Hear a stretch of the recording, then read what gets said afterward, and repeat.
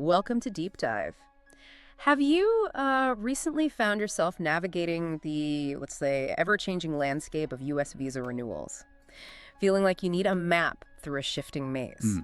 Well, if so, you're definitely not alone. Today, we're taking a deep dive into some really significant and very recent shifts in the U.S. visa interview waiver program. Probably know it as the Dropbox option. Right, the Dropbox. It's familiar to many. Exactly. And this isn't just some minor tweak. It's critical information that affects a huge number of visa holders, especially if you're on an HLFM or J visa. Key categories. Our goal here is to unpack these changes, explain what they actually mean for you, and clarify the evolving eligibility criteria.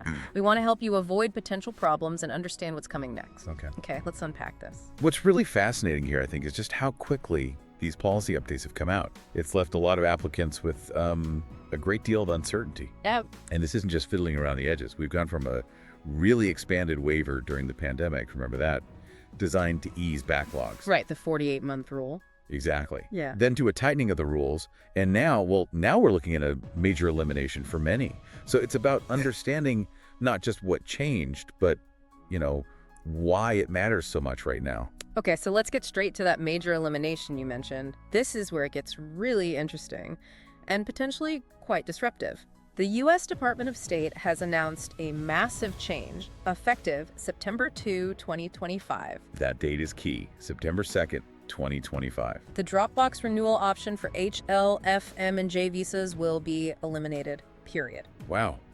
So just to be clear. Yeah, let me repeat that. No more HL, FM, and J visa renewals using the interview waiver program, the Dropbox service that so many people have relied on. That's a huge shift. It essentially changes the game for how renewals will work for these groups. It really does. And if we look at the bigger picture, this new update, this elimination, it isn't just a small tweak.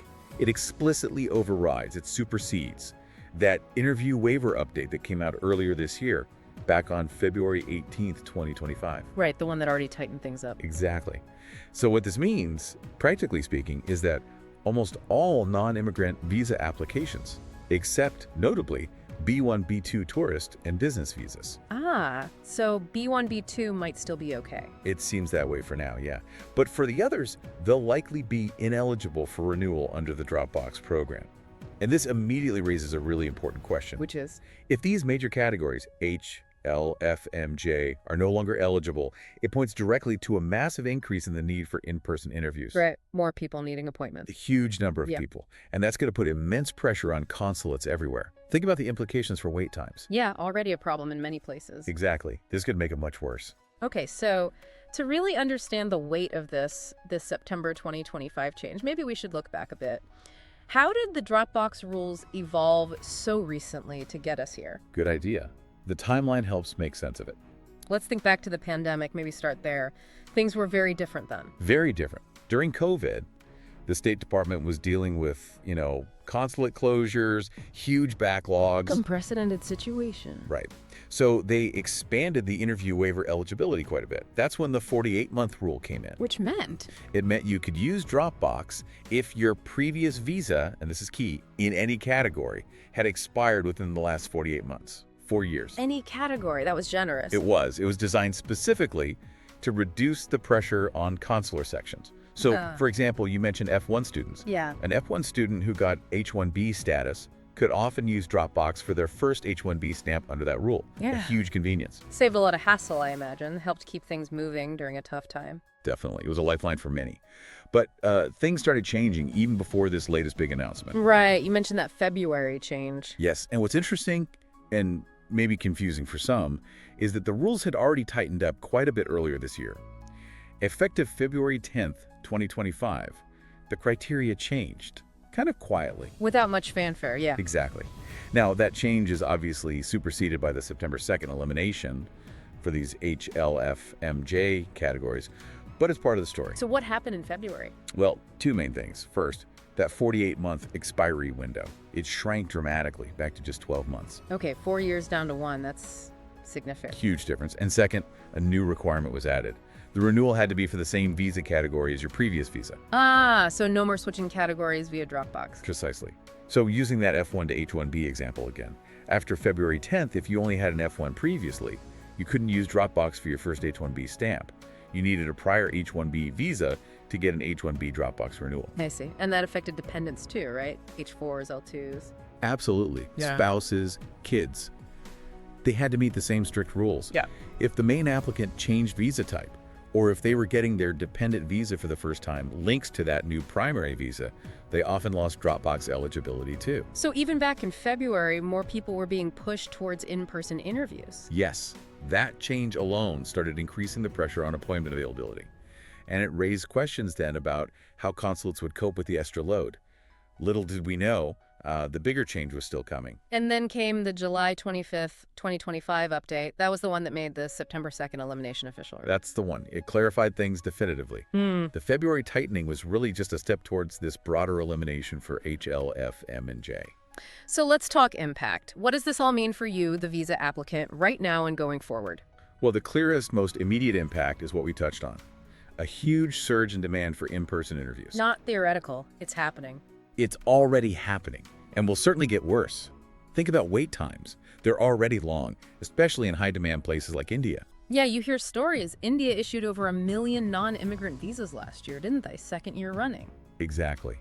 That shows the sheer volume they're dealing with before this change pushes even more people into the interview queue. And people are confused, right? The systems aren't always up to date. Oh, absolutely. That's a major challenge.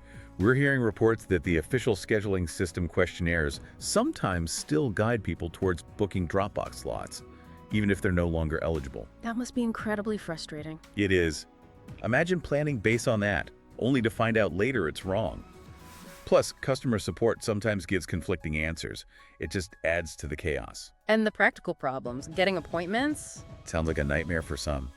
Slots frozen, then released randomly, vanishing in minutes, like playing a lottery for your visa appointment. Oh, wow. And we know for a fact some August and September Dropbox slots, booked under the old rules, were canceled after that July 25th update. So people thought they were set, and suddenly, nope.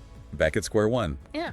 Often with very little time before travel plans or job starts. Yeah. It's more than inconvenient. It seriously disrupts lives, careers, studies. So connecting this to the bigger picture, it's not just procedural. It feels like a fundamental shift for these non-immigrant categories. It really is. And it raises that urgent question. If you have a Dropbox appointment booked, especially after September 2nd, or maybe even one booked before Feb 2025 under the old 48-month rule, what should you do? That is the critical question right now. Because the rules at the time of the appointment are what matter, not when you booked it. Precisely. The risk of showing up for a Dropbox appointment, maybe after traveling, only to be turned away because you're no longer eligible. That's a very real possibility people need to avoid. It sounds like the underlying policy is moving towards more direct in-person checks for these longer-term or employment-based visas. That seems to be the direction, yes. A reprioritization, perhaps, focusing in-person resources on these specific categories, distinguishing them from, say, short-term tourism. Okay, so given all this, rapid changes, potential confusion, what's the actionable advice? What should you, the applicant, be doing right now? Proactivity is key. You absolutely have to verify your current eligibility before you even start a renewal process. Don't assume anything based on past experience. Check the latest rules first. Always. So if your previous visa expired more than 12 months ago, or if you're applying in a different category that was the rule post-February, well, you need to prepare for an in-person interview anyway. And now with the September 2nd change, If you have an H, L, F, M, or J visa, and your appointment is on or after September 2nd, 2025, you must prepare for an in-person interview. That means time for biometrics, time for the interview itself. Plan accordingly. and what about those existing Dropbox appointments booked for September 2nd or later? Our strong advice, based on the official announcements, is to cancel those existing Dropbox appointments. Don't risk it. Don't risk being turned away. Cancel it and proactively reschedule for an in-person biometric and consular appointment. Which might mean constantly checking the system for openings. Unfortunately, yes. It might require persistence. Keep checking the official State Department site and, crucially, the specific consulate's website where you'll apply. Things change fast. Stay vigilant.